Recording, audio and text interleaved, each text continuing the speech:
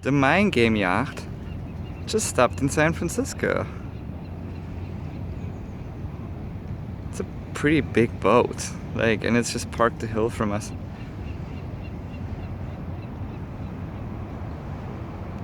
It says it can host up to 12 people, like in cabins, and it looks spacious, like when you look at it. And as it seems like all the rudder and everything you need to probably go pretty far with that boat. You can see it like from the side a little bit. Has like a little boat in the back. Has like a big open garage in the back. I'm trying to zoom in a little bit on it.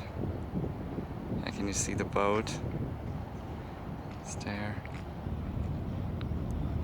Yeah, it's not very clear, but I guess this is what $30 million can buy you.